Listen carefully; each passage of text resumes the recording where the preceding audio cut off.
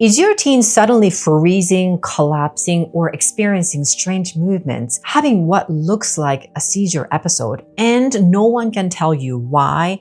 If so, listen up. I have worked with hundreds of families in this exact situation, and what most of them had was something called Functional Neurological Disorder, or FND. This is a brain-body communication problem, not something your child is making things up. But I have a feeling that you already know that your child's not making things up. The signals between the brain and the body are getting cross-wired, and that's what causes these very real symptoms. So in today's video, I will break down exactly what FND is, because it is not what the doctor told you, most likely. Like, it's all psychological, it's all stress, oh, it's all anxiety, oh, your child's making things up, or all your child needs is just to hear the diagnosis and then show you 3 practical strategies that actually help your teen recover starting at home. So if you stay with me to the end, you'll know what's going on with FND with your child and what you can start doing right now to lead your teen's healing process. So let's go. Hi, my name is Dr. Lee. I'm a pediatric health psychologist and the founder of Teen FND Academy. I've been helping teens with FND and their parents get their lives back by teaching them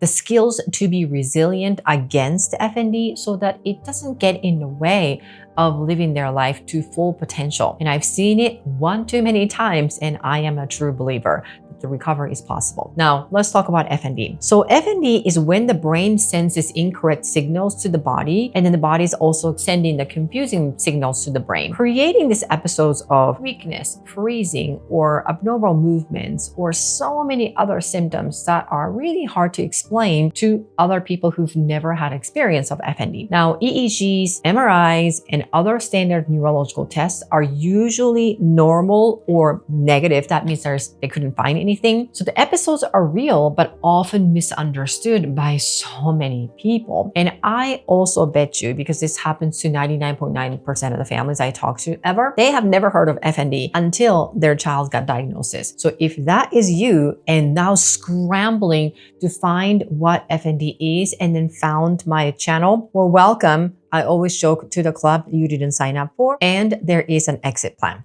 Okay, so keep watching. Now back to FND. FND is a brain-body miscommunication caused by so many things. So it's not just the one thing that is causing it. And once again, this is why it's not just stress, psychological, anxiety, all of that. Okay, because when FND is present in teens' brain and body, they are likely to also have other things like constantly dizzy, or can't think straight or focus, like ADHD kind of thing, or changing personality, like, oh my God, are they having like a psychotic episodes or something like that? And emotionally super moody out of nowhere, right? It's like, oh my gosh, is my child going bipolar or anything like that, right? And get sick a lot for no reasons, and sleep is terrible, obsessed on this one thing, and then cannot be flexible, and so on. So when your child has FND, it's not just one thing that is causing it, or it's highly, highly unlikely FND is the only thing that's happening. No matter what the symptoms are, recovery starts when teaching the brain that it is safe again. So number 1 strategy, building a coping kit and practice it every single day. So things in the coping kit give your teen tools to help regulate their nervous system or brain and body connection. Things like slow breathing, music, grounding, or comforting object, fidgety toys, essential oils, snacks, a small note with encouraging words, and so on. Practice using it daily, not just when symptoms hit. So this is not a rescue kit that they have to be reactive to use. It's quite the opposite. FND recovery is all about being proactive. So make a kit, practice it on a good day, every day, so then they know how to use it when they need to do it. And you, parents, can also build it together so your teen feels more confident and prepared. And this is not something that you are going to make thinking that this is what your child needs and then give it to your child. Your role, which I'm going to talk about later, is kind of co-pilot, but it's not the doer or rescuer or police officer. The Family Guy shares a handful of practical strategies to help you get out of this survival mode, and it shows why our structured approach gets such a strong result. Grab it from the description below. It is free. Now,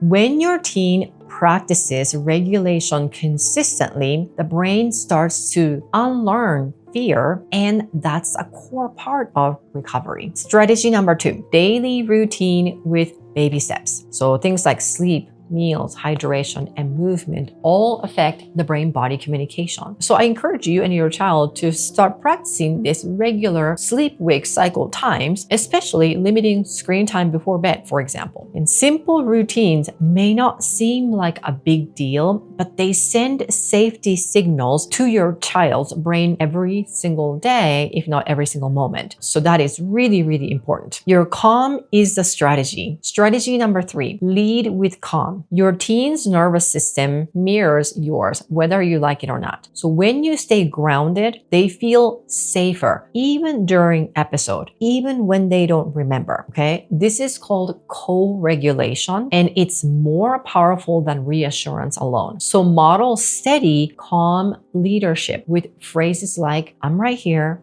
you've got this, and focus on effort, not symptoms. But it's not so much of what you say, but it's actually how you say it. So you can say, I'm right here, you've got this, while your face is looking very scared and you're pacing around and you're panicking. Not really helpful. So it's not so much of what you say, but it's more about how you say. If you want to see how my full program of Teen FND Academy works and how it's helping families resolve FND for real, then watch the video linked in the description box below. Now, your role is not, as a parent, to fix everything. It is to lead with calm, courage, and consistency. And that is what creates momentum towards recovery. So if you're wondering, oh my gosh, how can I remain calm in the middle of this dangerous bad episode with my child? Well, I'm glad you asked. I put together a playlist that actually walks you through effective parenting strategies. That's right, effective parenting strategies that actually support recovery step by step. These videos will show you exactly what to say and do to lead your teen's healing process with calm and confidence. So not only you're being a good parent, but you're being an effective parent. Click here to watch it next.